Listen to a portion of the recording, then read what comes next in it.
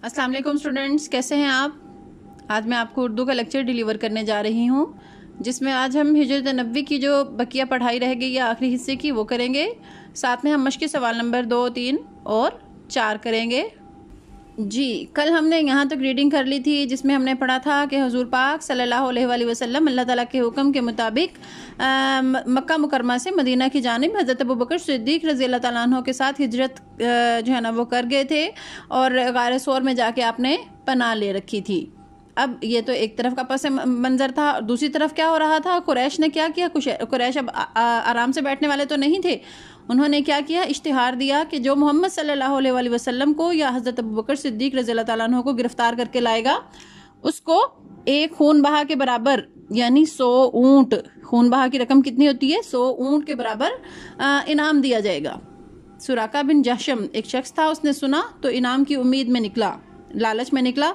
N इस हालत में कि आप सल्लल्लाहु अलैहि वसल्लम रवाना हो रहे थे, उसने आप सल्लल्लाहु अलैहि वसल्लम को देख लिया और घोड़ा दौड़ाकर करीब आ गया, लेकिन घोड़े ने ठोकर खाई, वो गिर पड़ा। तरकश से फाल के तीर निकाले कि हमला करना चाहिए या नहीं। अब कुफार किया करते थे, शगुन जो है ना वो फाल निकाला करते थे। कोई भी काम उन्होंने करना होता था तो फाल निकाला करते थे। एक तीर स्पेशल होता था उनके पास, जिसके एक तरफ ला यानी नहीं और एक तरफ नाम यानी हाँ लिखा हुआ होता था। उस तीर को फिजा में जो है ना वो उछालते थे, तो अगर जवाब जो है वो ना आता, ला आता तो नहीं करते थे किसी काम को, और अगर नाम आता तो फिर उस काम को कर लिया करते थे। अब उसने भी यही किया कि फाल का तीर निकाल के देखा कि हमला करना चाहिए या नहीं। जवाब में नहीं निकला, लेकिन 100 ऊँटों का गिरा बहा मुआवजा ऐसा ना था। गिरा बहा यानी कीमती बदला, बहुत कीमती, 100 ऊँट कम तो नहीं ना थे कि तीर की बात मान ली जाती। दोबारा घोड़े पर सवार हुआ और आगे बढ़ा। अब की बार घोड़े के पांव घुटनों तक जमीन में धंस गए।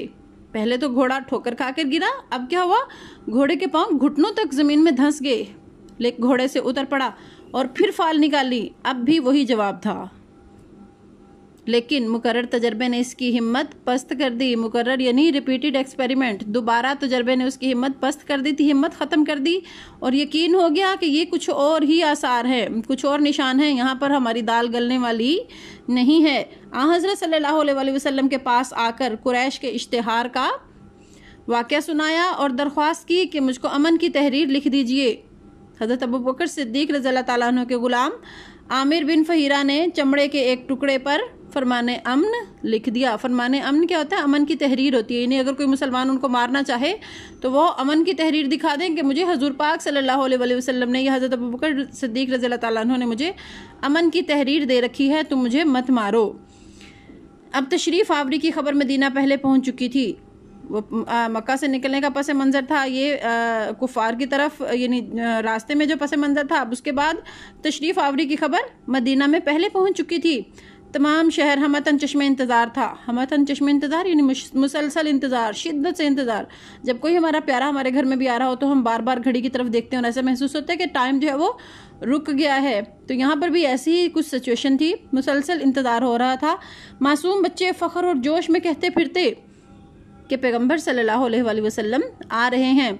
लोग हर रोज़ तड़के से निकल कर शहर के बाहर जमा होते थे। तड़के यानी सुबह सवेरे, और दोपहर तक इंतज़ार करके हसरत के साथ वापस चले जाते। हसरत किसे कहते हैं, नीना काम ख्वाहिश, जो ख्वाहिश पूरी ना हो उसे हसरत कहते हैं। चले आते। एक दिन इंतज़ार करके वापस जा चुके थे कि एक यहूदी ने किले से देखा और कराइन से पहचान कर पुकारा। कराइन यानी अंदाजे से, आपके हालात को देखते हुए, आपकी ज़ाहिरी शक्ल सूरत को देखते हुए अंदाजे से देखकर पुकारा, अहले अरब, लो तुम जिसका इंतज़ार करते थे वो आ गया। तमाम शहर तकबीर की आवाज़ से गूंज उठा। तकबीर यानी अल्लाहु अकबर। जब मदीने में आपकी तशरीफ़ आवरी की खबर पहुंची तो तमाम शहर अल्लाहु अकबर की सदा से गूंज उठा। और ये आपने ये देखें, एंड पे ब्रैकेट में लिखा हुआ सीरतुन नबी, यानी ये सीरतुन नबी से अखज़ करदा एक सबक है। क्लियर। सीरत नबी मौलाना शिबली नुमानी की तसनीफ में आपने पढ़ा है ना कि मौलाना शिबली नुमानी ने सीरत नबी लिखी, उसमें से एक जो है ना वो इक्तबास लिया गया है ये। आपका जो शामिल निसाब सबक है। क्लियर? आज हमारी यहाँ पे रीडिंग मुकम्मल हुई। अब चलते हैं एक्सरसाइज की तरफ।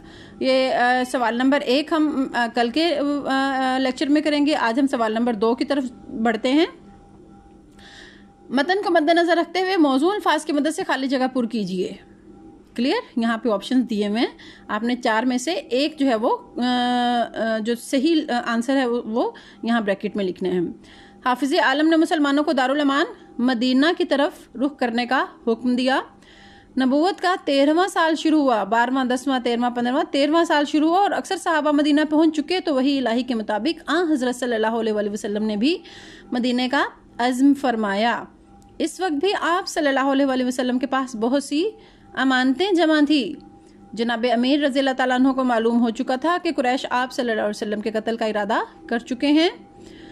हज़रत अबू बकर सिद्दीक़ रज़ी अल्लाह तआला अन्हु से पहले करारदाद हो चुकी थी हज़रत अबू बकर से। ठीक है, इस तरह 3 रातें गार में गुजारी। तो ये आप अपनी बुक के ऊपर ही सॉल्व करेंगे। ठीक है, अपनी बुक के ऊपर निशान लगा लीजिए। ये तो था क्वेश्चन नंबर 2। अब आगे है आपका क्वेश्चन नंबर 3। दर्जेल बयानात में से दुरुस्त की निशानदेही, गुड और गलत की निशानदेही क्रॉस से कीजिए। अलिफ है, दावत हक के जवाब में हर तरफ से तलवार की झनकारें सुनाई दे रही थी, ये ठीक है। हाफिज आलम ने मुसलमानों को दारुल अमान हबशा की तरफ रुख करने का हुक्म दिया, ये गलत है। दारुल अमान मदीना की तरफ रुख करने का हुक्म दिया था। नबूवत के 13वें साल अक्सर सहाबा मदीने पहुंच चुके थे, ये ठीक है। सब लोगों ने एक ही राय पेश की, ये गलत है, मुख्तलिफ आरा पेश की थी। अहले अरब जनाना मकान के अंदर घुसना मायूब समझते थे, ये ठीक है। फाते आलम के लिए कत्लगाह फर्श गुल था, ठीक है। हज़रत अबू बकर रज़ी अल्लाह तआला अन्हु का गुलाम रात गए बकरियां चरा कर लाता, ये ठीक है। हज़रत आयशा रज़ी अल्लाह तआला अन्हु घर से खाना पकाकर गार में आप पहुंचा आती, ये गलत है। सुबह कुरैश की आंखें खुली तो पलंग पर हज़रत सल्लल्लाहु अलैहि वसल्लम के बजाय जनाब अमीर रज़ी अल्लाह तआला अन्हु थे, ये ठीक है। नबी करीम सल्लल्लाहु अलैहि वसल्लम की तशरीफ आवरी की खबर मदीना में पहले पहुंच चुकी थी, ये भी आपका ठीक है। आप इसी तरह जो है अपनी बुक के ऊपर टिक या क्रॉस लगा लीजिए। अब आगे क्वेश्चन नंबर 4 है। कालम अलिफ में दिए गए अल्फाज को कालम बे के मुतल्लिका अल्फाज से मिलाइए। कालम अलिफ है दारुल अमान, दयानत, कत्लगाह, हमतन और तलवार। मैंने आपकी आसानी की खातिर यहाँ नंबरिंग दे दी है 1 2 3 4 और ये 5। कालम बे में है झनकारें, फर्श गुल, चश्मे इंतज़ार, अमानत और मदीना। दारुल अमान का आंसर क्या है? कालम बे में मदीना, दयानत, अमानत, कत्लगाह, फर्श गुल, हमतन, चश्मे इंतज़ार और तलवार की झंकारें। ठीक है, ये आपने जो भी एक्सरसाइज के क्वेश्चंस हैं ये आपने सिर्फ और सिर्फ अपनी बुक के ऊपर ही करने हैं। ये नीट नोटबुक्स के ऊपर आपने ये काम नहीं करना। अभी आपका ये ऑरल वर्क है। ठीक है, ओके, टेक केयर।